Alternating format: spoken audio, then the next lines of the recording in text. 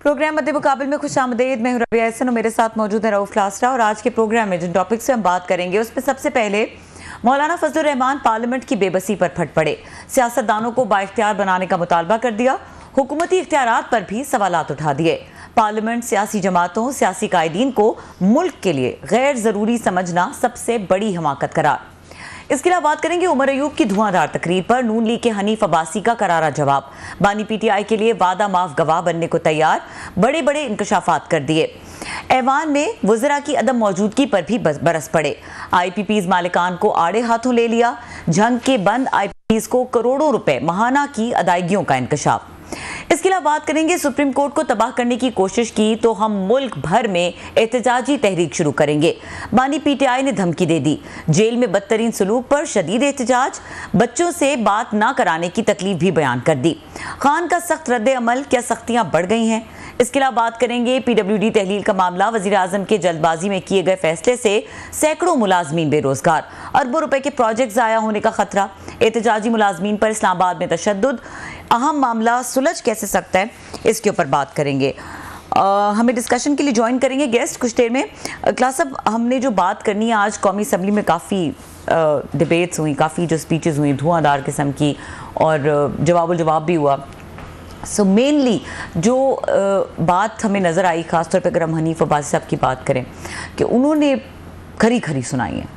कैसे देख रहे हैं उनकी पूरी स्पीच को? It was aggression, it was rightly on the point? इससे पहले अब इसका बैकग्राउंड देखें तो उमर अयूब साहब जो हैं उन्होंने भी बड़ी एक फैरी उन्होंने तकरीर की। और उमर अयूब साहब आपको पता है कि बड़ा उन्होंने आजकल वो बड़ी सख्त बातें करते हैं। हालांकि उमर के बारे में मेरा जो एक व्यू था वो बड़ा सॉफ्ट और बड़ा इंतहाई डिसेंट मैन है मत से, लेकिन जिस तरीके का बाद में उनको उठाया गया, फिर उन पर टॉर्चर हुआ, उनके घरों पर मतलब छापे मारे गए, उनके बच्चों को हरासमेंट की गई। वालिद का जनाजा था गौहर अयूब साहब का, जो फार्मर आपको स्पीकर रहे या फार्मर आप फॉरेन मिनिस्टर रहे, उस पर जब अपने वो आए हुए थे उस वक्त उन्होंने छापे मारे और उनको वहाँ से अपने बाप के जनाजे से उनको ये मफरूर होना पड़ा। सो ये बेटर थी, ये चीज़ें जो हैं वो आपके जहन पर रह जाती हैं। वो आपको अच्छा, साथ मौजूद जी हनीफ अब्बासी साहब से फिर जी हनीफ अब्बासी साहब हमारे साथ मौजूद हैं, उनको वेलकम करेंगे। अस्सलाम वालेकुम हनीफ अब्बासी साहब। जी वालेकुम अस्सलाम। बहुत शुक्रिया, आपने हमारे लिए वक्त निकाला। हनीफ अब्बासी साहब, आज आपको हम कौमी असम्बली में सुनते रहे, आपने ठीक ठाक बातें की और ज़बरदस्त तरीके से की। ये बताइए कि आपने, वैसे तो बहुत सारे पॉइंट्स इसके ऊपर बात करेंगे हम आपसे, लेकिन आपने अपनी तकरीर के दौरान ये कहा कि मैं ले चलता हूँ साथ माफ़ी अगर मांगनी है तो ये बताएं कि ये ऑफ़र जो थी ये रियलिस्टिक ऑफ़र थी? आपके वाकई इस तरह के कॉन्टैक्ट्स हैं कि आप पॉसिबल करा सकते हैं? ये नामुमकिनात में से है एक। देखिए, पहली बात तो ये है कि ये ध्यान में रखें कि इसका जो बैकग्राउंड है पूरी स्पीच का, उसको लेके चलते हैं ना, वो लेके ये चलते हैं कि लीडर ऑफ द अपोजिशन ने बात की, और वो बात ये थी कि पूरी की पूरी स्पीच जो थी वो उन्होंने फौज के खिलाफ की, एजेंसीज के खिलाफ की। मसलन उन्होंने 5-6 बातें की। उन्होंने वीगो डाले की बात की, उन्होंने KGB की मिसाल इसके साथ मिला दिया अपनी एजेंसीज के साथ, फिर हजूज मजूज कह दिया, बहुत कुछ कह दिया उन्होंने। एज ए पाकिस्तानी मैं बात करूंगा, हम भी विक्टिम रहे हैं किसी दौर में, बड़ी चीजें हमने भी देखी, फेस की। रात को 11:30 बजे हमें उम्र कैद सुनाई गई, लेकिन हमारे मुंह से कभी ये नहीं निकला कि पाकिस्तान पे बम गिरा दिया जाए या आग लगा दी जाए, तो मेरी वीडियोस निकाली जाए। तो इस बुनियाद के ऊपर मैंने ये कहा कि अगर आपको एक एजेंडे के तहत आपकी पूरी स्पीच में अगर किसी जगह हुकूमत में भी तनकीद होती, किसी जगह को बेहतरी के लिए बात होती, तो चले हम मान लेते। अब तो आप एक एजेंडे के तहत, जो कि फॉरेन एजेंडा है, जिसके अंदर बहुत सी फॉरेन एलिमेंट्स मौजूद हैं जो पाकिस्तान में इन्वेस्ट कर रहे हैं, बलूचिस्तान में कर रहे हैं, KP में कर रहे हैं, अफगानिस्तान से लोग आ रहे हैं या धमाके हो रहे हैं, लोग मार रहे हैं, पंजाबी, पख्तून, बलोच लड़ाई कराने की कोशिश की जा रही है। तो इस सारी फंडिंग में जो आपको मिल रही है, तो वो आप तो एक ही काम कर रहे हैं कि जो एक इंस्टीट्यूशन रह गया उसके ऊपर आप हमलावर है। तो इस हवाले से मैंने कहा कि अगर आप चाहते हैं कि आप दोबारा, क्योंकि आपकी रात लंबी है, अभी बाकी बातें तो अल्लाह मियां बेहतर जानता है जी, अल्लाह के फैसले जो है अपने होते हैं, दुनियावी जो हकायक है, मैंने कहा आपकी रात लंबी है, स्लोली चलें, गालियां ना निकालें। अगर आपने आना है स्ट्रीम लाइन में दोबारा वापस पाकिस्तान की सियासत में, तो आपको 9 मई पे माफी मांगनी पड़ेगी। तो अगर 9 मई में माफी मांगने के लिए अगर आप तैयार हैं, बानी पीटीआई से पूछ लें तो आपको ज्यादा तरद्दुद नहीं करना पड़ेगा। माफी के लिए तो हम सारा दिन जिरगे करते रहते हैं, तो इनका जिरगा मैं प्राइम मिनिस्टर से तो नहीं करवाऊंगा, मैं खुद करने के लिए तैयार। बस ये बात थी, उसका बैकग्राउंड ये था। अच्छा हनीफा भाई साहब, ये बताएं कि जिस तरह आपने कहा कि दुनियावी मामलात के बारे में ज़ाहिर बात कर सकते हैं कि किस तरीके से आगे चीज़ें चलेंगी, तो आपके अपने पॉलिटिकल एनालिसिस में, सिंस आप पॉलिटिकली चीज़ों को समझते हैं, बानी पीटीआई को आपको क्या लगता है उनका मिलिट्री ट्रायल होगा 9 मई वाले मामले में? देखिए मेरी बात सुने, मैं इसकी ख्वाहिश भी रखता हूँ। ख्वाहिश कैसे रखता हूँ? बाकी लोग कहेंगे नहीं जी मेरा तो दिल नहीं चाहता, मैं पॉलिटिकल वर्कर हूँ, पॉलिटिशियन को नहीं। उन्होंने जो 9 मई को किया है, ये पाकिस्तान की 76 साल तारीख में नहीं हुआ। और जो मैं देख रहा हूँ, जो एविडेंस इकट्ठे हो रहे हैं, मेरे से ज्यादा आप लोग, यहाँ मेरे भाई क्लासा साहब बैठे हुए हैं, बड़े इन्वेस्टिगेशन, बहुत बड़े इस मुल्क के जो हैं वो एनालिस्ट हैं। मैं ये समझ कि 76 साल तारीख में ये भी नहीं हुआ कि अपने लेफ्टिनेंट जनरल को पकड़ा, तो सिर्फ वो मेरा नहीं ख्याल कि टॉप सिटी के इशू के ऊपर पकड़ा गया होगा। उसकी बुनियाद भी, और उसके बाद रिटायरमेंट के बाद की जो सूरत हाल है, उस हवाले से अगर आप देखें, हरकत और सकनात, पूरा टाइम दिया गया, मौका दिया गया, एविडेंस इकट्ठे किए गए, फिर जाके अरेस्ट किया गया। अब वहां पे जो एविडेंस इकट्ठी हुई है, जो जेल का अमला जो गिरफ्तार हुआ है, वहां से जो एविडेंस इकट्ठी हुई है, कोई रिटायर्ड लोग हैं, कोई हाजिर ड्यूटी लोग हैं, ये 9 मई आप समझते हैं कि एक दिन में हो गया? मैं हमेशा से कहता आया हूँ, आज नहीं कह रहा मैं। आपने सुना होगा कि मैंने कहा कि 9 मई जो है वो तकरीबन 1 साल की पूरी मेहनत के नतीजे में, दिन रात जिसे कहते हैं, और उस नतीजे में सब लोगों ने मिलकर किया है। सब लोगों से मुराद बहुत सारे लोग जो इंस्टीट्यूशन के अंदर भी थे, बाहर भी थे, और पॉलिटिशियन भी थे, और एडमिनिस्ट्रेशन में भी थे। ये सब ने मिलकर 9 मई किया है। जी आपको बहुत शुक्रिया भाई। मुझे जो जी मैं क्लासा साहब एक सेकंड, जो सवाल उन्होंने किया था मैं जवाब दे दूं। जी। तो मुझे तो लग रहा है कि ये उनको बानी पीटीआई को भी, कि उनका केस जो मिलिट्री कोर्ट में चला जाएगा। जी सर बहुत शुक्रिया आपका, थैंक यू वेरी मच, आपने ज्वाइन किया सर। आपका कहना है कि मिलिट्री कोर्ट में केस चला जाएगा, ये सिर्फ पीटीआई के जो गिरफ्तार पे 103 या 109 लोग बताए गए थे उनका चला जाएगा, या इमरान खान साहब का भी मिलिट्री ट्रायल होगा, ये मिलिट्री कोर्ट में जाएगा सर? जी मैंने यही कहा है, मैंने उनका तो बात ही नहीं की, क्योंकि मैंने हमेशा मास्टरमाइंड की बात की है। अच्छा। और मैंने कहा है कि अगर मास्टरमाइंड को नहीं पकड़ेंगे, उनको उनका मिलिट्री कोर्ट में नहीं चलेगा, तो फिर जो पहले जो मासूम, मतलब कि जिनके कोरा कागज था ज़ेन, फिर उनको भी छोड़ देना चाहिए। उनको तो पॉइजन किया गया ना। 1 साल ये कहा गया, क्या कहा गया, मीर जाफर, मीर सादक कहा गया, जानवर कहा गया, ठीक है जी, और पता नहीं क्या गया, बला बला सारा कुछ कहते रहे। तो वो इसलिए कहते रहे कि ये भी कहते रहे जब मैं गिरफ्तार हो तो फलां जगह के ऊपर हमलावर हो। तो जो एविडेंस इकट्ठे हुए हैं या हो रहे हैं, वो तो खुरा उन्हीं की तरफ जाता है जी, बानी पीटीआई की तरफ। ये कोई आपके नॉलेज में है किस तरह के एविडेंसेस इकट्ठे हो रहे हैं? क्योंकि आज आपकी तकरीर से और आपकी अभी वाली गुफ्तगू से भी लग रहा है कि आपको शायद सामने कुछ ना कुछ अंदाज़ा है कि कौन से और किस तरह के एविडेंसेस जो है ना खान साहब या पीटीआई के खिलाफ आ रहे हैं 9 मई के हवाले से। कोई आपके नॉलेज में है ये? देखिए कुछ ऐसी चीजें हैं क्लासा साहब, मैं बहुत बड़ी इन्वेस्टिगेशन से लोग गुजर रहे हैं, मैं उसको तो यहाँ ना मेरे बस उस इन्वेस्टिगेशन का कोई मेंबर हूँ ना पास बैठा हूँ, लेकिन एक पॉलिटिकल वर्कर की हैसियत से आप भी समझते हैं, मैं भी समझता हूँ कि जो हाथ डाला गया है जी, और उसका खुरा मैंने जैसे आपको बताया है कि एडमिनिस्ट्रेशन के कुछ लोग, कुछ पॉलिटिशियन, अब तो पीटीआई ने खुद मान लिया ना जी कि इनके अपने इंफरादी लोगों के फौज के साथ ताल्लुकात हैं, राब्ते में हैं।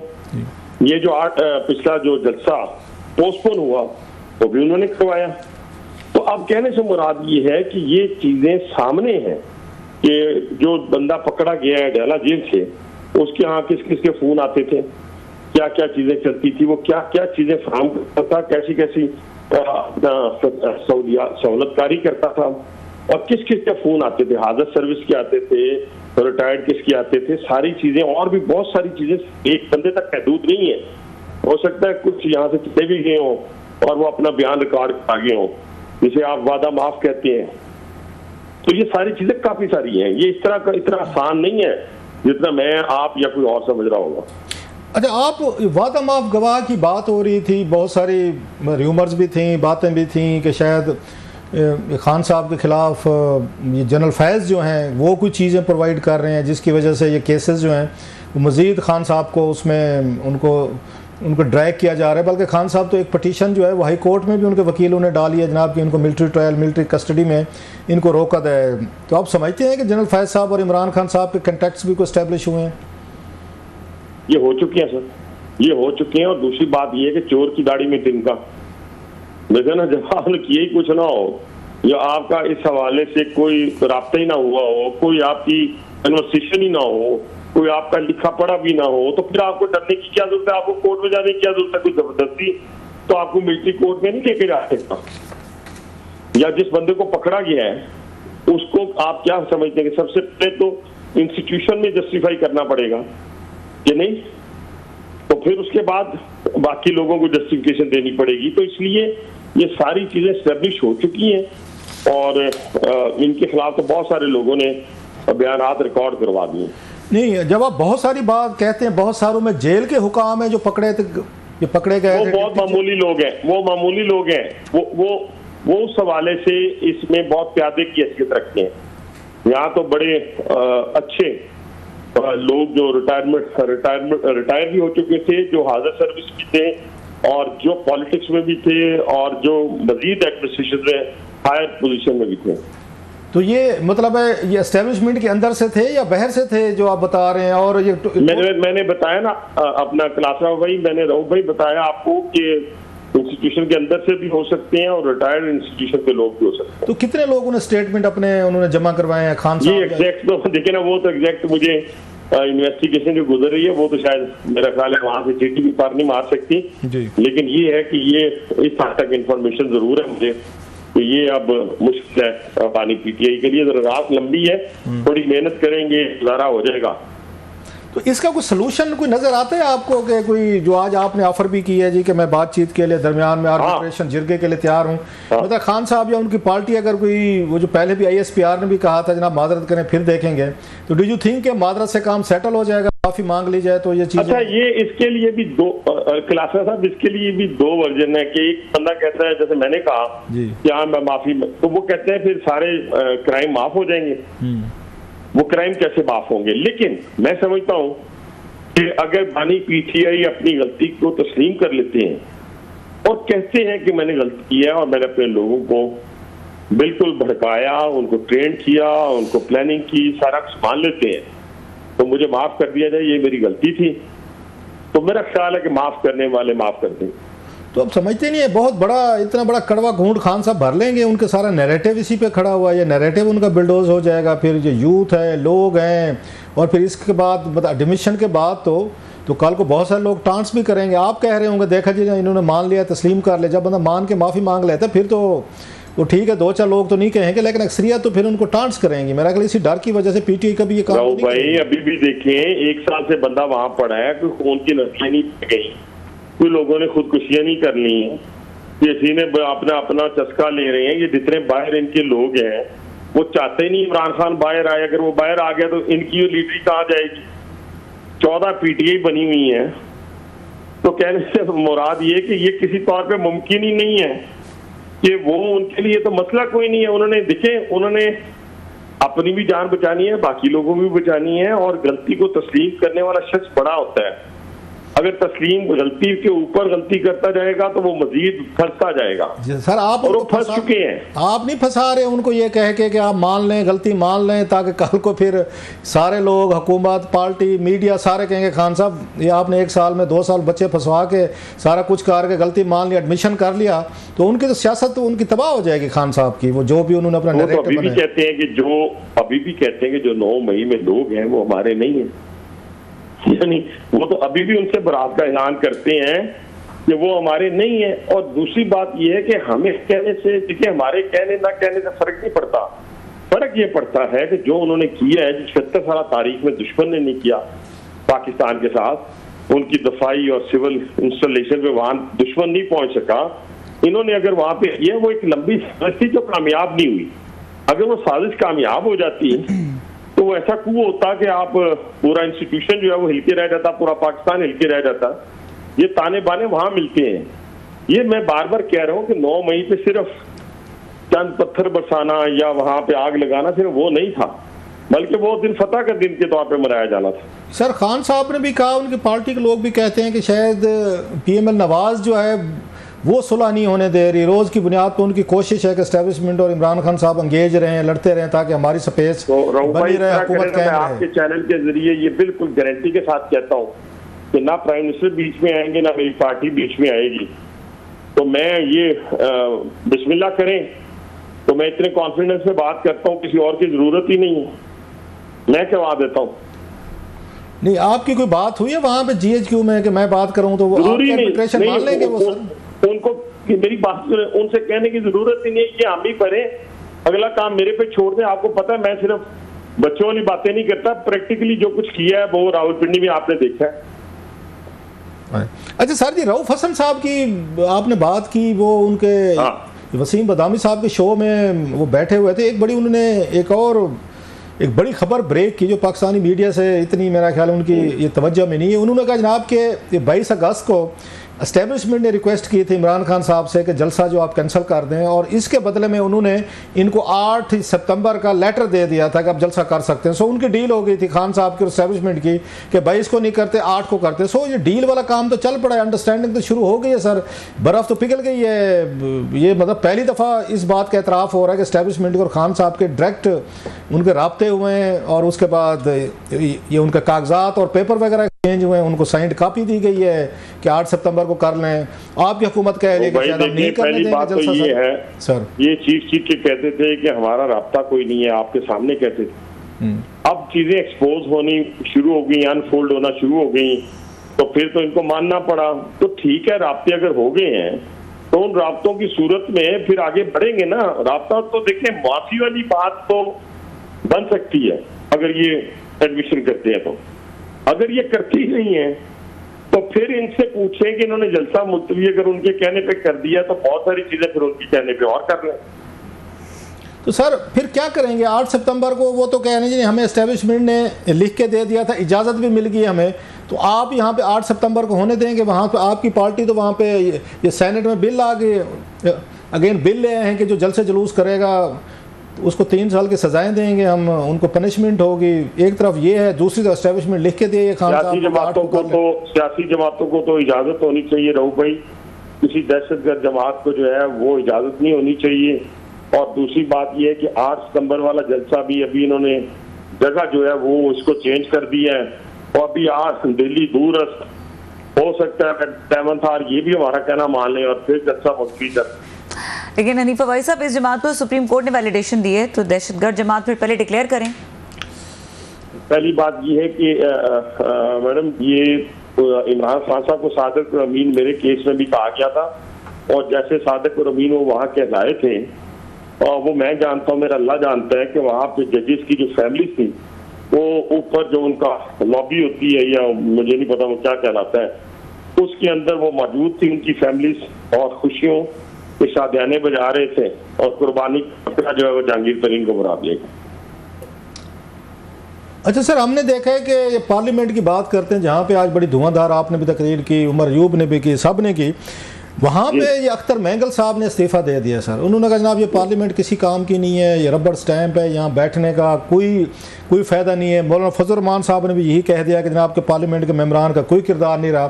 तो पार्लियामेंट तो सर आपकी हुकूमत उसको इफेक्टिव नहीं कर पाई, कोई आपके जो मतलब ये बात आपकी काफ़ी हद तक रहू भाई ठीक है। देखिए ना, मैंने आज भी ये बात की अपनी हुकूमत के हवाले से भी कि हमारी अगली जो अपना जो होती हैं बेंचेस वो तकरीबन खाली होती हैं। हमारे मिनिस्टर साहबान जो हैं वो उस तरीके से वहाँ पे हाजिरी नहीं होती उनकी हाजिरी होनी चाहिए, उन्हें जवाब देने चाहिए अपनी अपनी वजारत के हवाले से।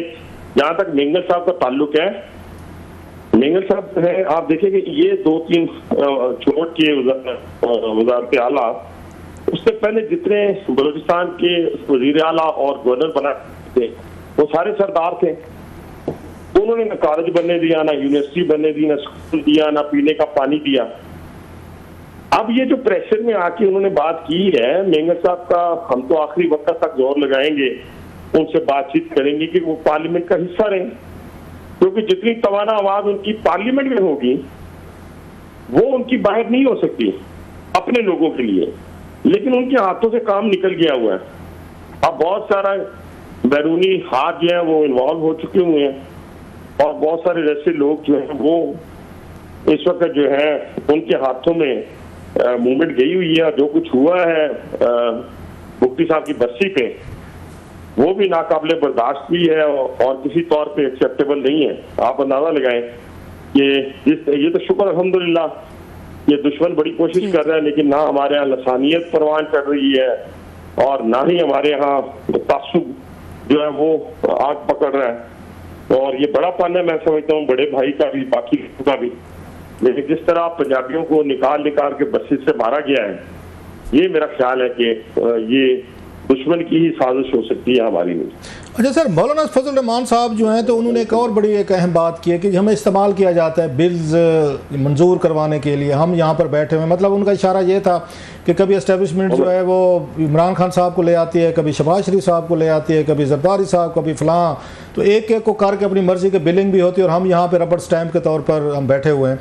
तो ये जो लड़ाई हो रही है हुकूमतों में या पॉलिटिकल लीडर्स में, ये इस बात पे हो रही है कि फ़ौज किसके साथ है, कि खान साहब के साथ है ठीक है, आपके साथ है ठीक है, अगर आपको मुखालिफ के साथ है तो लड़ाई है। तो इसी तरह की मतलब ये जो सारी लड़ाई हो रही है असूली कानूनी नहीं हो रही, फ़ौज किसके साथ है, इस मसले पर लड़ रहे हैं तीनों के तीनों सर, तीनों पार्टियाँ। देखिए, पहले तो मौलाना फजल रहमान साहब के हवाले से सिर्फ एक बात कहूँगा कि हम उनके साथ हैं, ठीक है जी, और इंशाअल्लाह ताला बहुत जल्द वो हमारे साथ होंगी। और उनके ऊपर मजीद मैं बात इसलिए नहीं कर सकता कि उनकी लड़ाई तो होनी चाहिए थी पीटीआई के साथ, ठीक है जी। उनका इशू तो वोट तो उन्होंने कोई रावलपिंडी से या लाहौर से या मुल्तान से तो नहीं लेने थे ना, वोट तो उनको केपीके से पढ़ने थे।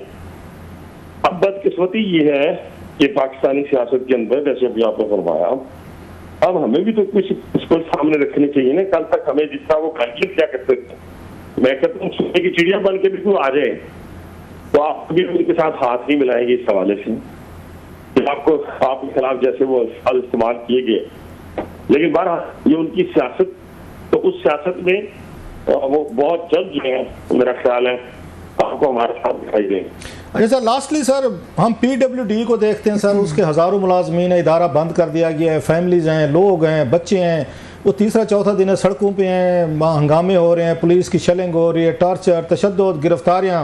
अभी यूटिलिटी स्टोर को हमने देखा, वो लोग 10,000 आके यहाँ पर बैठ गए। आपकी हुकूमत पे ये इल्ज़ाम लग रहा है कि बड़ी तादाद में लोगों को बेरोज़गार कर रहे हैं, इदारे बंद कर रहे हैं, पहले महंगाई है, मार्केट में जॉब्स नहीं है। आप इसको कैसे देखते हैं कि ये PWD वाला इशू हो या यूटिलिटी स्टोर कॉरपोरेशन वाला, हज़ारों लोगों को जॉबलेस करके सर, तो आप समझते हैं कि आपकी हुकूमत जो जिसको इस वक्त एक स्टेबिलिटी की ज़रूरत है, पॉलिटिकल स्टेबिलिटी की ज़रूरत है, ये मतलब रोज़ाना की बुनियादों पे ये इस्लामाबाद में हंगामे हो रहे हैं, धरने हो रहे हैं और इसका कोई इलाज ही नहीं है सर, कोई सलूशन नहीं है। कोई PWD वाला स्पेशली वरीड है सर। इन सब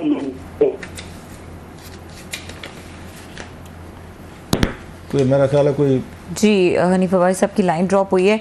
यहाँ पे वक्त हुआ है ब्रेक का, ब्रेक ले लेते हैं क्लास साहब, अगर और ब्रेक के बाद मिल जाए तो उनको ले लें, ज़रा इस इशू पे ज़रा पूछ लेते हैं सवाल, उनसे बड़ा अहम इशू है जी। डिस्कशन को कंटिन्यू करेंगे इस ब्रेक के बाद, हमारे साथ रहिए।